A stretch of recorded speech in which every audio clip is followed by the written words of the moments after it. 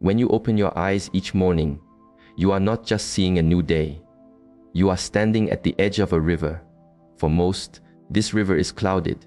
It carries the silt and debris of yesterday, the same thoughts, the same patterns, the same burdens. They step into this muddy water and call it today, wondering why their feet always find the same sharp stones. But there is another way to meet the morning, a way to greet a river that runs clear, to access a life of true abundance, which is not wealth, but a spaciousness of heart, a stillness in the mind, and a vibrant energy in your spirit. You must learn a gentle art. It is the art of letting go, not tomorrow, not in an hour, but in the quiet pause between sleep and the world's first demand. What has passed is not you. It is merely water that has flowed by. The moment you cease to believe you are the river, you are free to sit on the bank and watch it pass. Most carry their story like a heavy stone, not knowing it is they who choose to pick it up each day. Your history is a map, but it is not the territory. Let the map go. Become open to the landscape of now, for this is the only soil where transformation can take root. If you wish for a garden to bloom, you must first clear the ground. Abundance cannot grow in a space crowded by the echoes of yesterday. The act of waking is a spiritual invitation, but many only open their eyes to continue their slumber. I invite you to not just wake, but to arrive. Arrive in the temple of your own breath. Arrive in the quiet awareness of your body. Be fully here before the world pulls you into its currents. Instead of reaching for a device, reach for your center.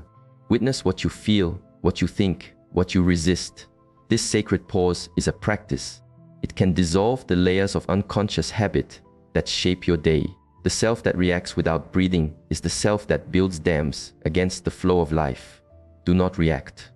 Observe. Watch your thoughts as you would watch clouds drift across a vast sky. They are not you. They are just weather. When you react, you hand your strength to the winds of circumstance. When you respond from a place of stillness, you become the sky that holds the weather. The old self feeds on the storm. The new self is the silent, unshakable mountain. This space you create is not an escape. It is liberation. Silence is your oldest teacher. Most fill their mornings with noise, for they fear the person they might meet in its presence. But the first moments of your day are the seeds of all that will follow. I invite you to sit with silence, not with music, not with plans. Simply be. In that emptiness, the mind begins to find its own order. The inner sediment begins to settle. When silence is your first nourishment, your actions for the day become infused with intention, clarity, and grace. Abundance blossoms where resistance fades, and silence is the doorway through which resistance departs. One of the heaviest stones we carry is the belief that the world is flawed. But the world is not broken. Your way of seeing may be clouded. What you see out there is a reflection of the landscape in here. If you find only conflict, fault, and lack, it is a sign to clean the mirror of your perception. Gratitude is the soft cloth for this work. True gratitude is not a recited phrase. It is a state of being. It is the deep, cellular recognition that this life, this breath, this fleeting moment is a gift that you did not earn, yet have been given. When your inner world vibrates with this knowing, the outer world cannot help but mirror it, bringing you more to be grateful for. Discipline is a path often mistaken for a cage. In my tradition, we see it as the most profound act of self-love. It is not punishment, but structure. The way a trellis supports a growing vine, discipline gives form to your becoming. The old self hunts for comfort, for the fleeting pleasure of distraction. But the self that is awakening honors growth, clarity, and devotion. Each time you choose to sit in stillness instead of scrolling, to walk in nature instead of remaining indoors, to observe a feeling instead of acting it out, you are not imprisoning yourself. You are tending to the garden of your soul. Life does not respond to what you demand. It responds to who you are. Discipline shapes you into a vessel ready to receive, a space that is clear and open. Each sunrise offers a quiet ceremony, the chance to die to the person you were yesterday. This is not a tragic death, but a shedding of skin. Die to the stories you tell. Die to the excuses that have become your shelter. Die to the weight of past failings. Imagine, just for a moment, waking with no memory of your limits. Who might you be? That self is not a fantasy. It is already within you, waiting beneath the noise of your history. Let go of the old self each morning. Let every dawn be a quiet ritual of renewal. The river of life does not reward clinging. It rewards flow. So let these words not be a single visit, but a returning to the truth that you are not your past. You are the boundless possibility of this moment. And it is in this moment, and this moment alone, that the entirety of life resides. Waking in its deepest sense is not a physical act. It is not the body moving from the bed. It is the spirit arriving in the present. Most people open their eyes but remain asleep to the now, lost in the dreams of yesterday or the anxieties of tomorrow. The old self awakens to an alarm, to a list of duties, to the demands of others. The new self awakens to awareness. It asks, am I here? Am I breathing? Or am I just replaying a memory? This quiet inquiry, this inner check-in, is the first sacred act of the day. It is a preparation of the soul. Most live their lives in a loop, reliving the same emotional cycles, and wondering why the landscape never changes. Change does not come from trying harder within the old pattern. It comes from seeing the pattern itself, observing your own mind, even for a few heartbeats in the morning, begins to gently dissolve the chains of automatic behavior. It is a subtle but profound ritual, needing no special tools, only your presence. Sit, feel the air enter and leave your body. Feel the new day meeting you as a field of pure potential. In this moment, you can choose not to paint the same picture you painted yesterday. You choose awareness over habit. Your energy aligns not with routine, but with intention. By approaching your morning this way, you train your entire being to respond to life, not just react to it. You cease to be a puppet of your impulses and become a silent witness, and from there, a conscious creator. The old self fears stillness. The self that is awakening finds its strength there, for it is in stillness that true guidance whispers. It is in stillness that clarity is born. When your first action is awareness, the rest of your day bows to that awareness. Arriving in the morning also means releasing your grip on how the day must be. You do not need to control every outcome. You simply need to be rooted in your own center. When you are fully here, your presence itself becomes your power. You notice more. You feel more. You become a space that abundance is drawn to, not because you chase it, but because you are aligned with the very source from which it flows. So tomorrow morning, I invite you. Do not just wake up. Arrive. Do not just get out of bed. Rise into the truth of your own presence. This small shift cracks the foundation of the old self and creates the sacred ground for the new one to be born. You are not here to repeat days. You are here to become new in each one. And the more you arrive in the day with awareness, the more the day arrives in you with its gifts. The mind is a river, carrying thoughts like leaves upon its surface. Most people are adrift in this river, swept away by its current the moment they awaken. A single thought of yesterday's troubles, and they are pulled under by its emotion. An imagined worry about tomorrow, and they are carried into its turbulent waters. This is the way of the old self, adrift, unaware, and powered by habit. To leave this cycle, you must learn to sit on the riverbank. You must become the observer of the mind, not its captive. Before your feet meet the floor, take one breath and watch. Just watch your thoughts. You are the sky, they are the clouds. They float by. You need not follow them. The space between you, the watcher, and the thoughts, the watched, is the birthplace of freedom. It is the soil of all transformation. In that small gap, power returns to you. You cease reacting. Reactivity is the language of the old self, born from old pain and fear. A response is different. A response is born from clarity. It arises from stillness. It is not rushed. One who reacts is predictable. One who responds is present. This inner observation is not about force. It is about allowing. It is seeing an emotion rise within you, be it anger or fear or sadness, and choosing not to become it. You can feel the heat of a fire without being consumed by the flame. This level of awareness gently dissolves the structures of the old self. Not with a hammer, but with light. What is truly seen in the light of awareness loses its power over you. The seeing itself is the healing. Sit for 1 minute, or 5, or 10. Close your eyes, breathe, and watch. Do nothing, be nothing. Simply be the one who sees. In time, that seer, your true self, becomes stronger than the noise. Observation becomes your nature. This is not weakness. This is mastery. And at that point, you have already begun to let go of the old self. Not by fighting it, but by outgrowing it with presence. And in that presence, the river of life flows to you and through you, effortlessly. Most begin their day with noise, reaching for distraction before they have even met themselves. They mistake motion for progress and sound for meaning. But true power is cultivated in the opposite. It is found in silence. Silence is not an empty room. It is a full presence. It is the space before the first word, where a deeper clarity resides. When you begin your day in silence, you give yourself the gift of stillness.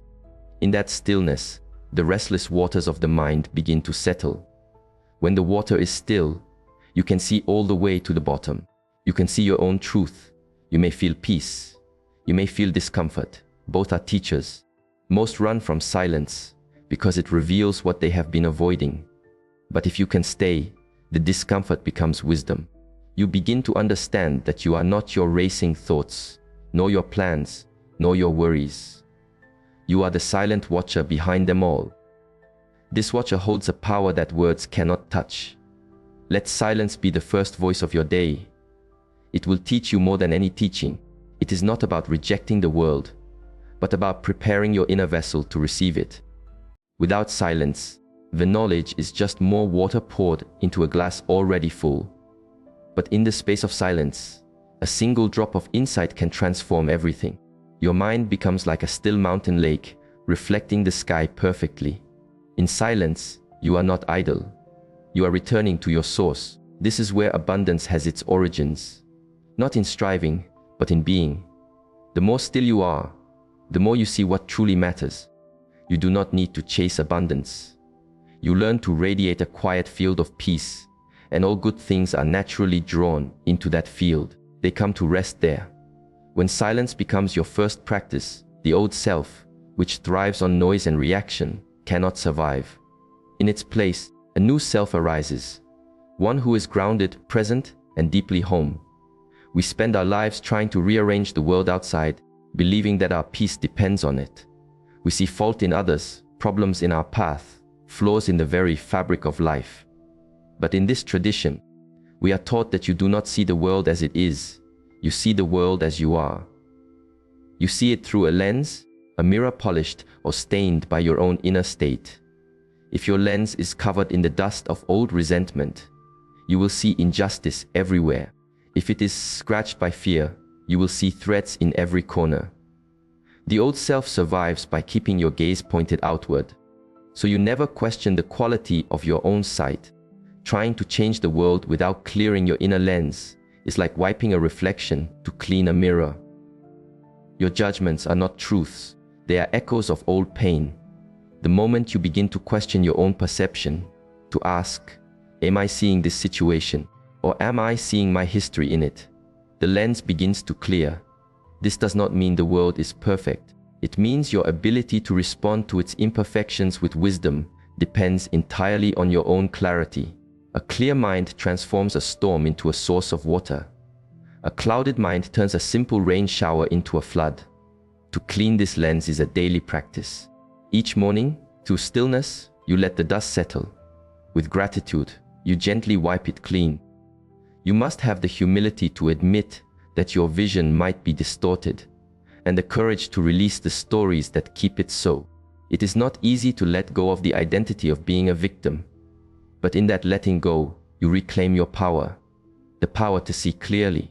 A new self emerges, one that does not need the world to change to be at peace. This self brings its own peace into the world. Abundance finds this person, not when all problems are solved, but when their perception is clear enough to see the gifts that were always there. waiting behind the clouds.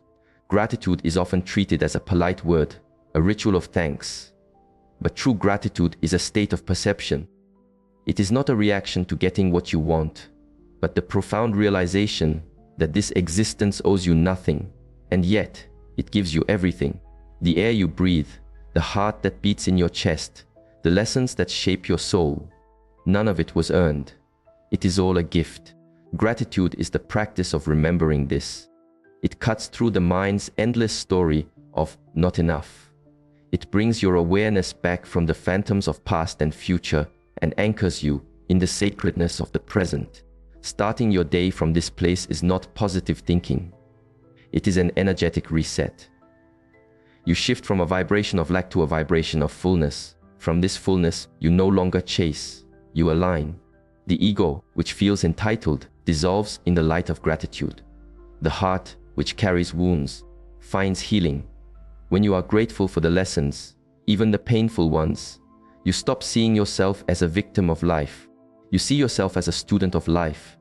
The pain is not erased, but it is given meaning. And meaning is the balm that soothes all wounds. Practicing gratitude needs no special altar. It only requires a shift in attention. Before your mind begins its daily list of what is missing, gently guide it to what is present. Feel the warmth of the blanket. Hear the quiet sounds of the house. Notice the simple miracle of your own conscious breath. The old self thrives on complaint. It feels alive when it is dissatisfied. By choosing gratitude, that self slowly starves. In its place, a self arises that walks through the world with a quiet grace, attracting good not by demanding it, but by being an open space ready to receive it. You become the place where abundance feels at home. There are currents in our inner river we try to avoid. Certain feelings, certain memories. We resist them. We build dams. We tell ourselves we have moved past them. But what you resist persists. The energy you spend holding a thing down is the very energy that gives it power over you. Life, in its great wisdom, it will keep bringing you to the edge of that same dam, not to punish you, but to invite you to look at what you have stored behind it. That feeling you avoid, that discomfort you run from, is the very doorway to your next unfolding. The old self is a master of avoidance. The new self is born in the courage of acceptance. When you finally turn to face what you have been running from, not to fight it, but just to see it, you reclaim all the energy you spent resisting. You discover the pain of feeling it is far less than the chronic suffering of avoiding it. This is how you break the cycles. You heal not by becoming someone else, but by gently removing all that is not you. This requires turning towards your discomfort. Let it speak. Listen to its story without judgment. This is not weakness. This is the deepest courage, the willingness to feel what is real within you. And when a feeling is met with the light of your calm, non-judgmental awareness, it begins to soften. The pattern loses its charge. This does not mean you will never feel pain, but it means pain no longer becomes your identity. The moment you face what you resist with full presence, its power dissolves. This is how you release the past, not by forgetting it, but by understanding it so deeply that it no longer runs your life. That is how the old programming is deleted and a new freedom begins. Your outer world is a reflection of your inner world. The space you inhabit, the people you share it with, the daily rituals you follow, they are all mirrors. A cluttered home often mirrors a cluttered mind. A circle of draining relationships often mirrors a lack of inner boundaries. We tend to see these as external problems, but they are energetic echoes. To tend to your environment is a sacred practice. It is not about tidying up. It is an act of clearing your own energy field. When you create order in your space, you are declaring that you are worthy of clarity. When you release objects that hold old, heavy energy, you are practicing the art of letting go. When you consciously choose who to spend your time with, you are honoring your own spirit. This is energetic alignment. Abundance, which is an energy of flow and clarity, cannot easily enter a space dominated by chaos and stagnation. There is simply no room for it to land. A calm space invites a calm mind. A supportive community nurtures a courageous heart. Your environment will either be a garden that helps you grow or a cage that keeps you small. If you desire new life, tend to your immediate world. Make it a reflection of the peace and clarity you wish to embody. As you create clarity outside, you will feel it blossom inside. You will become aligned, and the universe responds to nothing more powerfully than clarity. Discipline is not a cage you build, but the strong banks of a river. Without banks, a river becomes a swamp, wide, shallow, and without direction. With strong banks, it becomes powerful, deep, and able to carve canyons. Discipline is the loving structure we give to our own energy. It is saying yes to the call of your deeper self over the cry of your immediate comfort. Real discipline is born from self-respect. It is the steady commitment to honor the person you are becoming. Every choice is a brushstroke. You are either painting the masterpiece of your future, or you are painting over it with the muddy colors of distraction. The old self is an addict of ease. But each time you choose your practice, you shift your identity. You become someone who creates, not someone who waits. Consistency is the path, not perfection. You will fall, but you will get up, because your foundation is commitment, not fleeting motivation. This steady showing up sends a signal to the universe: I am ready. Discipline is the bridge from a dream to its manifestation. Without it, even the most beautiful intentions remain ghosts. With it, they are given flesh and bone. There will be days it feels lonely. But you walk this path not for praise, but to meet the self that only this path can reveal. It is the highest form of self-love, for you are building a future with your present actions. And a life built with such love cannot help but attract a world that reflects it. True transformation is a quiet affair. It happens not in thunder, but in the silence of a choice. The choice made each morning to let die the version of yourself that is no longer true. When your eyes open, you have a sacred opportunity. You can let yesterday and its identity dissolve. Most people carry their identity like a robe, putting on the same one day after day. This is who I am. But that identity is not a stone. It is a cloud. It is a pattern of thought, a memory being replayed. When you awaken and decide, today, I do not wear that robe, you interrupt the spell. You grant yourself permission to be new. This inner death is not loss, it is liberation. It clears the field of your consciousness. Many wait for a crisis to force their transformation, but mastery is choosing to evolve before you are forced to. It is the quiet courage to not carry yesterday's dust into the clean room of today. A rebirth is not a myth. It happens every time you choose presence over habit. Every time you remember that you are not your history, but the silent awareness behind it. From this awareness, all things are possible. The process requires intention, not perfection. And it is necessary, for the longer you carry the old self, the heavier life becomes. When you let that self die, you do not lose. You make space. Space for new light, new paths, new life. The universe is always responding to who you are as being, in this very moment. When you rise each day willing to be reborn, your energy shifts. You act with a new courage. You attract with a new ease. You are no longer trying to become. You are. And that simple, powerful beingness opens every door.